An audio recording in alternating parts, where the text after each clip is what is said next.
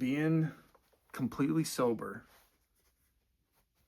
living this life completely soberly, and while your balls are filling simultaneously, not touching yourself, doing your best to not look at PORN. Bro, it's this shit is serious. It's serious. And there is a agonizing bliss to it. And I'll explain what I mean. It's a cycle. When you get off all your distractions, when you stop taking the drug, and you stop drinking, and you stop just scrolling on the sites, just jerking it, whatever your escapes are, when you completely get off the weed, get off everything, what happens is you temporarily will go insane. You will, I almost think that, I wonder if there's an end to it, because it seems it's cyclical. There will be periods in your life when things start to get very stressful, where you have a long day. Obviously, all of us, we work jobs. Some of us work 2 jobs, some of us work 3, some of us have families, some of us don't, whatever. You got your life. And out there, you're going to have tough days. You're going to have some hard days. And when things just get thrown at you, different things getting thrown at you, you're getting tested, you're getting put in the grinder. And the beautiful thing is that this is for you, but it won't feel like it at the time. And when you're dealing with these things completely soberly, while these things are happening and shortly thereafter, you tend to feel pretty insane. You tend to feel pretty much out of your mind. You're going to be dealing with a lot of different emotions, a lot of different moods that you've never felt before, in a potency that you've never felt before. Sometimes it feels like, I swear, bro, sometimes I've said more times than I can count. I've said more times than I can count. I swear to God. I say, why am I here? I'll literally say that because I'm just like, I'm going through it. I'm going through the grinder, getting grinded. Why? Why am I here? Why am I doing this? What's the point? You know what I mean? And then the next day, like I'll be watching tennis and I'll just be like chilling, happy as a clam. Happy as a clam, bro. Happy as a clam. Happier than clams. I can get real happy. And in fact, I'm more happy now than I ever used to be. Way happier now than I ever used to be. Tremendously so. And yet it never, it's like you seem to, with you now having more, because the result of getting sober and letting your balls fill is that you now have energy coursing through you. You now have this energy, it's just a powerful energy just coursing through you, and your capacity gets higher and higher and higher. Your organism gets more efficient, more healthy. Everything starts to heal itself, right? But what comes with that is you now are dealing with everything, all the difficult things during the day, difficult emotions, difficult thoughts, all these things. You're dealing with all of them. Like the other night, it was my last night at that manager serving job, and seemingly everything went wrong at the end of the night. I don't know why, but like I was doing reports upstairs in the office, and like the printer wasn't working, and I didn't print out a couple reports because I thought I could consolidate it when I couldn't, and then like the numbers were off, and I had to do different things with numbers. The computer didn't work on this, and so I had to go to this one. It was a whole thing, right? And it was late too. It was hella late. It was so late. And so all these things I was dealing with super late and all this stuff, and I'm just like, man. I was driving home and I was just like, on top of everything else that goes on, dealing with other things in your life. It's not just that, but like, a multitude of things. And it's like, damn, this shit is. Apologies about the Asians upstairs. They tend to be heavy-footed. I don't know why, because they weigh like, $120 maybe. But dude, it's so that drive home. I was just like you feel dead. Like you literally feel like you're being grinded. You feel like something's being done to you. And I've never had this feeling before. Like all throughout my life, you never actually let things permeate into you. You never actually let like the pain like seep in. You never actually let yourself interpret the pain and process the pain and deal with the pain in a completely sober state of mind, building up those calluses, as David Goggins says. That's a perfect way to say it. It's like your brain, your mind starts to build up calluses, and I've never felt that before, but what it does is it makes you just like an absolute monster of a thing. Like you're like beasting life. Like you feel really weak at moments. Like that drive home, like I was just feeling like you literally feel like dead, bro. Like you feel like you could just flip out at any moment, because you got all these emotions coursing through you, and you're just sitting through it. You're sitting through the fire. You're sitting through the fire, and it's just agonizing, bro. It's agonizing.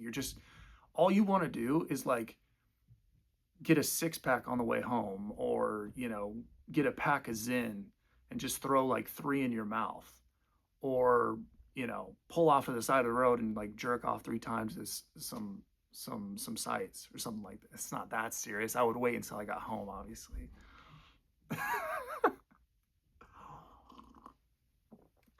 But all you want to do is escape.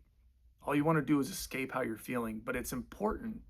It's vital. It's of utmost importance to sit in that fire of how you're feeling.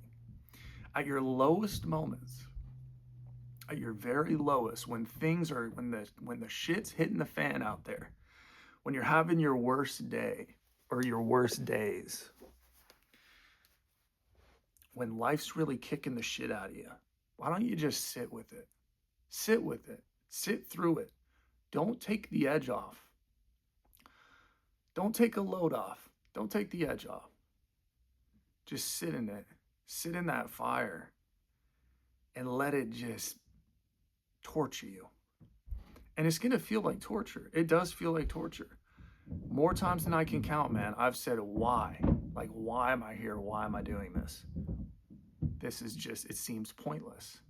It seems like it's just agony after agony after agony.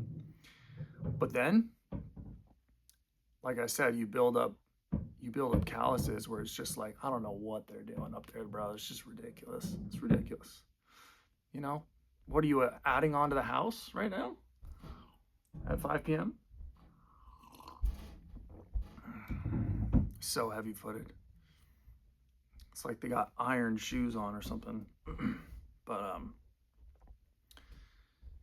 yeah, man, it's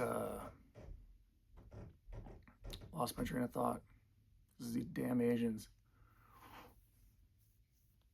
It's just it's so difficult. It's so difficult to sit in it, but you get so much from it, and then it's like your life, you be walking out, like you'll feel really weak in moments like that. You'll feel incredibly weak. Like, damn, I don't know how much more of this I can take. damn, it just seems like life just is, it's not getting any better, all this stuff. But that's in the moment though. That's in the moment. And then what happens after that, like the next day, or maybe even like a few hours later, is you feel like this actual deeper sense of peace, and like a deeper sense of just like, it's kind of like a blissful, kind of like, you're just kind of relaxed. And when you go out into the world, you're going to realize that you feel a lot stronger amongst other people.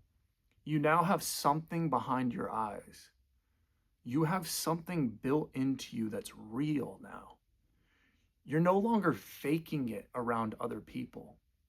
Where all of your life, you used to be faking how like powerful you were, how confident you were, how sure of yourself you were, your capabilities. You would exaggerate what you could do. You had like this false sense of like who you were in a sense.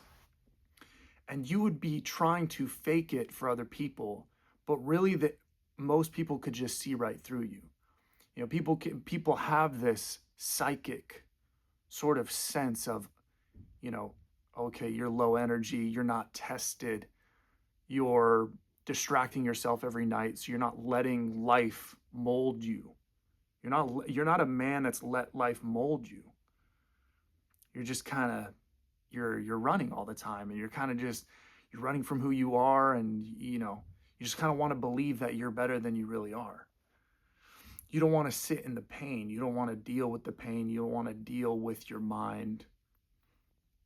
But this is paramount to being somebody out there in the world that is truly real through and through. And you have a confidence out there that you don't fake. It's not even something that you try to impart on other people.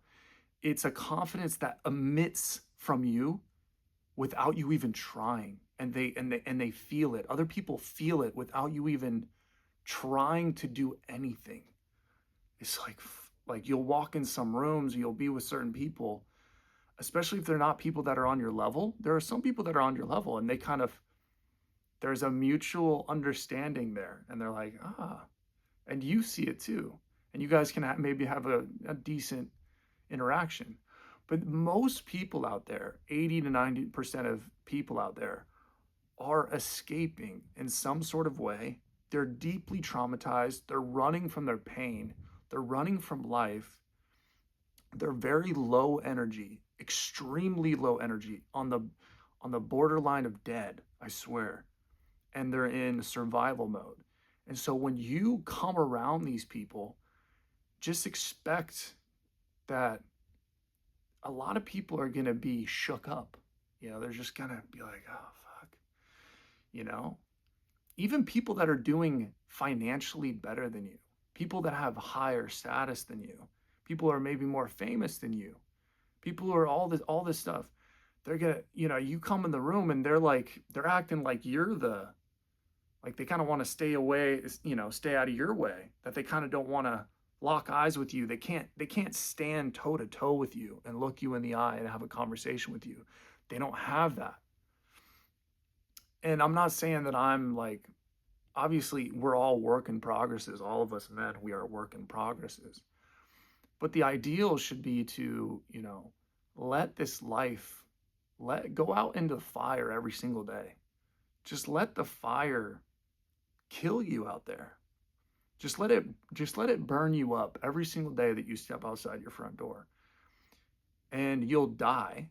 You'll die every single day, and you'll be reborn that night or the next day.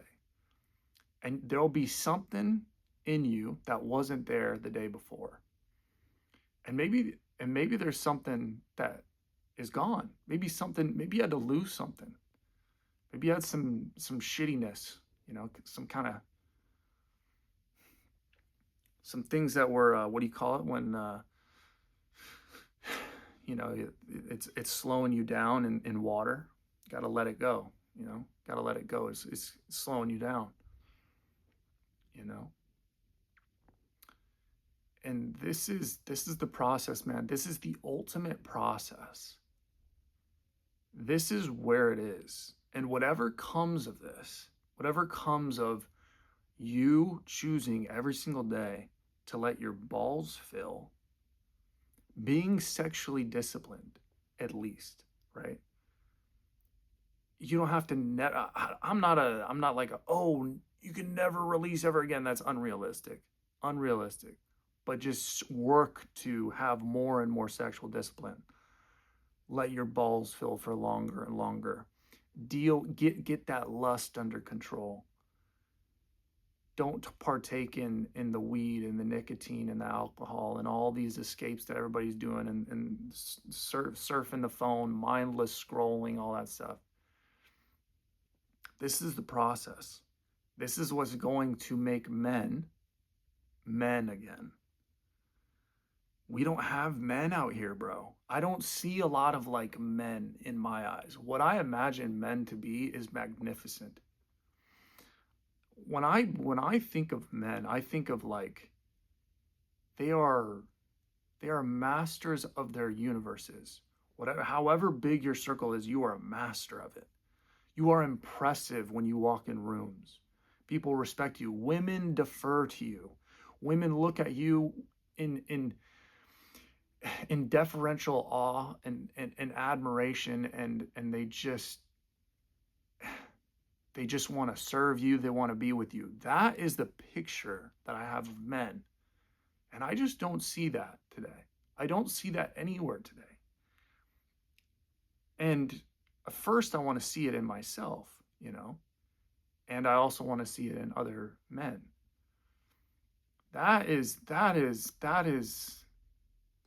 That's where we're headed. That's where we're headed, you know. And so whatever comes of this process is in my opinion, that is the way, you know. That's because you feel it. You feel it inside.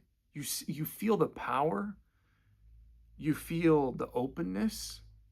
You feel the love come back into you. You feel like just virtue come back into you. You start to feel just better about yourself. You start to view others in a better light. You start to take, you know, you start to develop more empathy, more care for other human beings.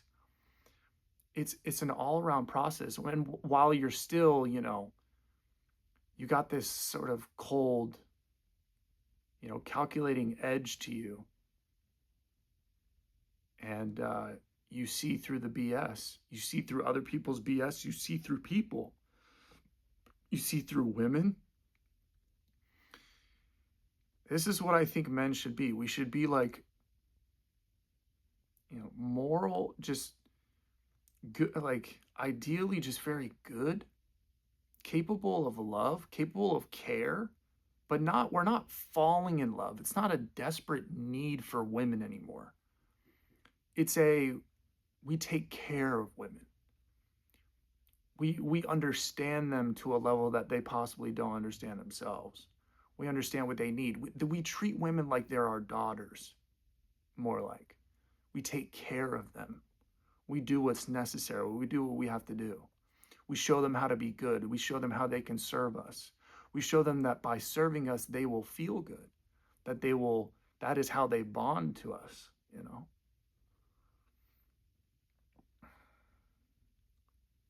This is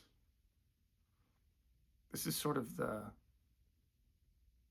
image that I have of what ideally I'd like to be, and what I think other men should be. But you know, obviously everybody's on there. You know, it's going to look different for everybody. It's going to look different for everybody. But it's, you know, you come across this power and this energy, and I don't know if all men will. I don't know how men will handle it. You know, I don't know how men will handle it. Sometimes I worry about that. Even for myself. You know. But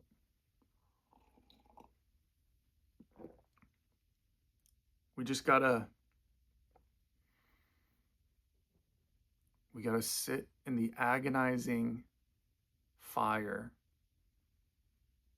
knowing that that bliss will eventually take its place. A peace, just a sense of certainty will replace that. A sense of power, a sense of a knowing, a sense of energy of, yes, I can handle this. But that only comes when you let your mind deal with it all itself. That's how you become real. You have to let all the signals be processed. Don't disrupt, don't block. Don't block its input. It's necessary inputs so you can become an output that you need to be. It's the vital inputs. Don't stop. Don't stop the inputs. Prevent the inputs from coming, because then your outputs are distorted. Your outputs are not accurate. They're not according to what happened. They're according to, kind of the distortion, the kind of the blockage that you had in your mind by taking a load off with some weed or drinking or jerking off or whatever.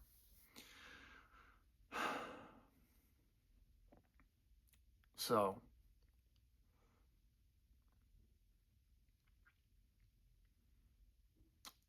this is the